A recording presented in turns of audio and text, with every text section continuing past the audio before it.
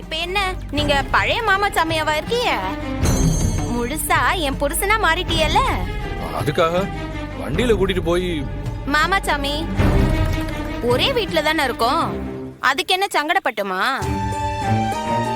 ஒரே வீட்ல வாழ்றப்ப ஒரே வண்டியில போனா என்ன தப்புங்க? எனக்கும் ஒரு அக்கா சாமி, உனக்கு என்ன சாமி தயக்கம்? பழசுங்கிறது முடிஞ்சு போன கதை. அத நினைச்சுட்டே இருந்தா அதை இன்னும் உசுரோட வச்சிருக்கேன்னு அர்த்தம். அந்த நிக்கிறாரே அவரு பழைய முத்துப்பாண்டி சாமி இல்ல, இப்ப இந்த எசக்கியோட புருஷன் சாமி. அவரை பொறுத்த வரைக்கும் ரத்னாங்கிறது அவர் வீட்டுக்காரியோட அக்கா. சொந்தத்துல பார்த்தா மச்சினி. கனிச்சாமிய வண்டியில கூட்டிட்டு போனா என்ன தப்பா? வீரசாமிய வண்டியில கூட்டிட்டு போனா என்ன தப்பா?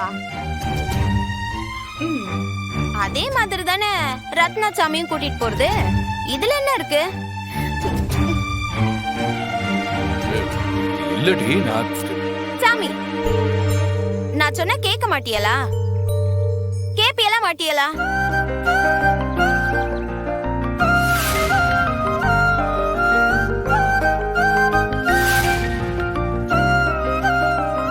சரிடி கூட்டு போறேன்.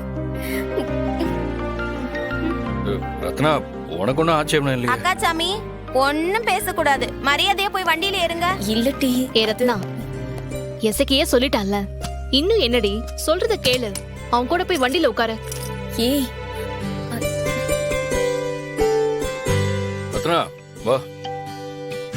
அக்கா அக்கா அக்கா, இந்தா தலையில பூவே இல்ல பாரு. இந்த ரோசா பூவையாவது வச்சுட்டு போ. அத கொண்டா வா.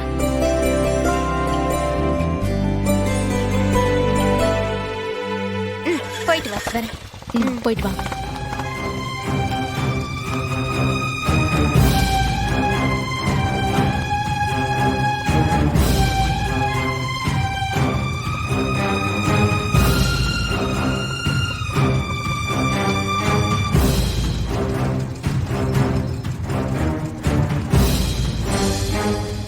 மாமாச்சாமி, என்னைய வச்சு அப்படி இப்படின்னு ஓட்டுவியலே, அந்த மாதிரிலாம் ஓட்ட வேணாம்.